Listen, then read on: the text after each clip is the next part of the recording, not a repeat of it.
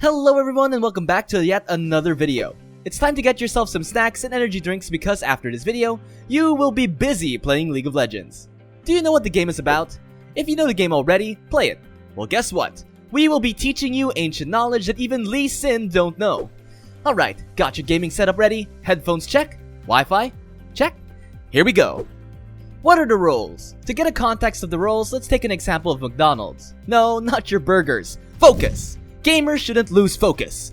I mean, the employees who work here, the cashier collects money and places order, there's a person assigned for burgers, one for getting your drink, one for the crispy fries, and one to serve it all on your table. This is the same in the game. Each person has a role that can help you win the dubs. Now, let's get right into them. After my research, which I did along with mad scientists, these are the best characters for every role. Top lane, Darius. There are few things that are scarier in League of Legends than watching a properly built Darius absolutely destroying your backline with grave slashes from the Noxian guillotine. Not only is Darius a god tier top lane bully, but he also serves the purpose of dealing huge amounts of damage during teamfights, thanks to his sustain. However, that genuinely makes the hand of Noxus so strong is his ability to build tanky items like Sterak's Gauge, Spirit Visage, Thornmail, Black Cleaver, and Ravenous Hydra. These crucial items give the bloodthirsty and blood-mongering Noxian Massive a number of sustains that he needs to outmatch his opponents in both 1v1 brawls, i.e. solo, and all-out teamfights. A lot of players don't know how to counter Darius' oppressive playstyle, so if you're after a champion that can take care of opponents off a couple of kills, then you can't go wrong with the Hand of Noxus! Irelia. Irelia is yet another champion who can help her teammates up and get them to sweet victory. She's a top lane assassin who easily vanishes teams with swift throws of blades, easily slicing her way through many targets and escaping before her enemies make good work of her. Unlike most other assassins, Irelia has a good utility thanks to flawless duets and Vanguard's edge. This allows her to make quick work of her targets with slows and stuns, giving her team ample opportunities to make use of reduced movement during teamfights. The Blade Dancer is obviously not as tanky as Darius, but her enhanced mobility and decent DPS can quickly eliminate those who dare to come your way. A true solo queen. Jungle. Kha'Zix. Kha'Zix is no stranger to the jungle. Even as a character, there is a reason why he is so sought after as a solo queue character. The Void Reaver provides an opportunity for even a poorly matched team a chance of winning, especially if he's able to snag a couple of initial game kills. Kha'Zix is one of the best at dueling, all thanks to his enhanced abilities which allow him to get accustomed to any situation. This makes him a great pick for solo queue as well. Sometimes, teams can be short on CC and engage tools. You have the choice to switch between slowing your target and healing yourself. This can generate a lot of kill opportunities. Even though the Void Reaver lacks overall utility of the game's various tanks that are also junglers, he can make up for it with his severe damage that can make you one step closer towards a quick win. Amumu. Amumu's kit is pretty straightforward. He is a bit of an oldie but a goodie when compared to the game's current roster of champions. But as I said, that doesn't take away from him being a staple solo queue pick. Just as I said it once, I'll say it again, old is gold.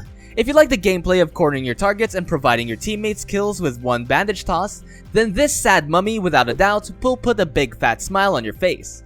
He's efficient across all ranks, making him versatile in both newbies and veterans alike. The mummy's ultimate, Curse of the Mummy, tangles all our surrounding enemies and disables them for a while.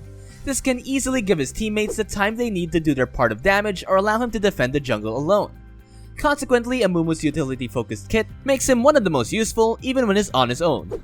Now we're going to talk about mid laners. Ahri. Ahri is an incredibly versatile character with excellent roaming abilities. She's a mid laner who guarantees great kill count with her charm and great mobility from Spirit Rush. Her safe playstyle puts her on the top of the list for all levels of ranks and play. Her ability to initiate fights safely and retreat with Spirit Rush is a great advantage when you're looking to push back enemy laners. This mischievous and cute Fox can seamlessly eliminate champions in teamfights and 1v1s thanks to the slow from her charm and glacial augment.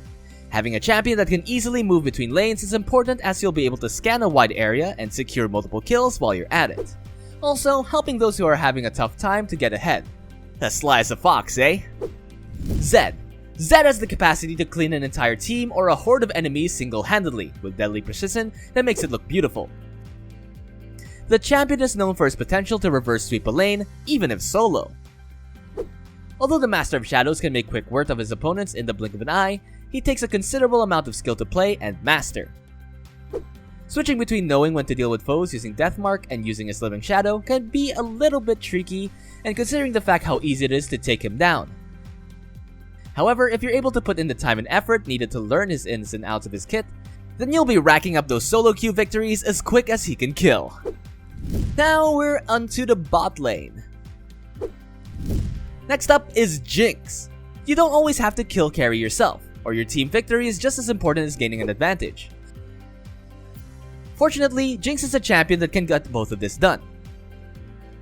Switcheroo guns fire soft lightning fast rounds that can cut through enemy champions and thick lines, giving you plenty of a chance to take an early game lead. If you find yourself behind in the lane, remember, heroes always come late. Regardless, Jinx is an incredibly useful champion since she can start split pushing. This forces the enemy team to decide between losing their Nexus turrets of team fighting. Meanwhile, Jinx's passive allows great movement speed and enabling you to effortlessly kite around the map. Kai'Sa.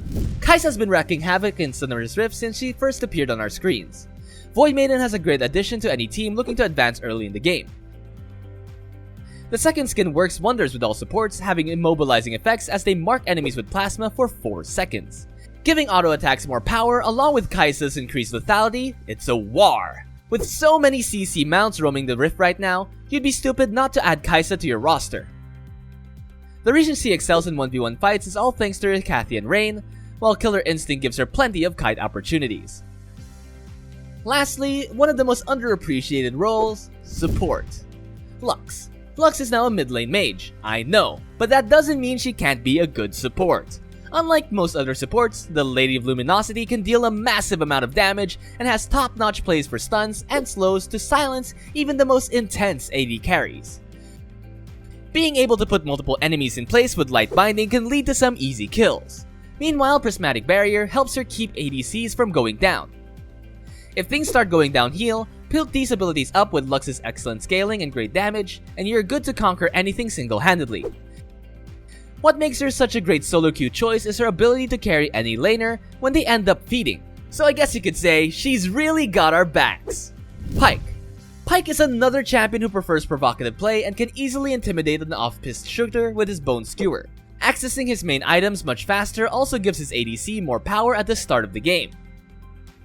Having a decent gold advantage early in the game is hugely beneficial, especially when playing against an AD carry, which requires multiple items to get into the game and really shine.